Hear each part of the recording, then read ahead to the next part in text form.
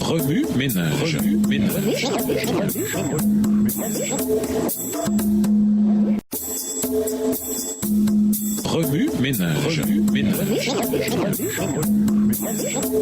Bienvenue dans votre émission. Remue ménage.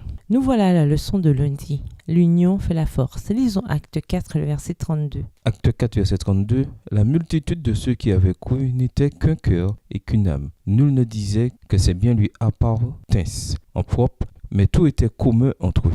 On dit qu'une chaîne a la force de son maillon le plus faible. Il semble bien que Satan ne le sache que trop. Satan fait tout pour rendre la prière du Christ inefficace. Il s'efforce continuellement de créer l'amertume et la discorde, car il sait que l'union fait la force, une unité que toutes les puissances de l'enfer ne peuvent briser. Le Seigneur nous a appelés à l'unité dans les liens de la communion chrétienne et l'amour. Je vous donne un commandement nouveau. Aimez-vous les uns les autres, comme je vous ai aimés, vous aussi. Aimez-vous les uns les autres. À ceci, tous connaîtront que vous êtes mes disciples, si vous avez de l'amour les uns pour les autres. Si vous demeurez en moi et que mes paroles demeurent en vous, demandez ce que vous voudrez, et cela vous sera accordé. Si vous portez beaucoup de fruits, c'est ainsi que mon Père sera glorifié et que vous serez mes disciples.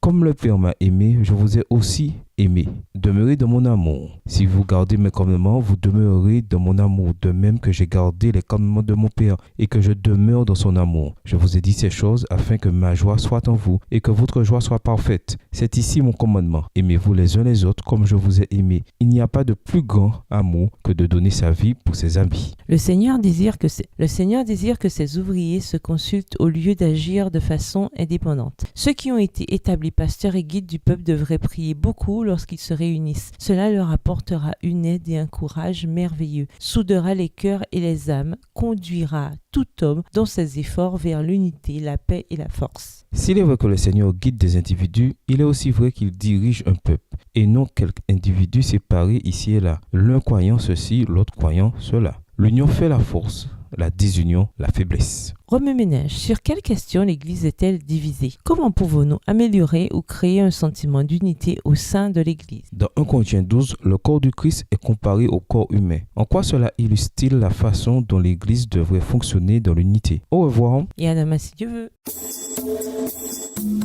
Remue ménage.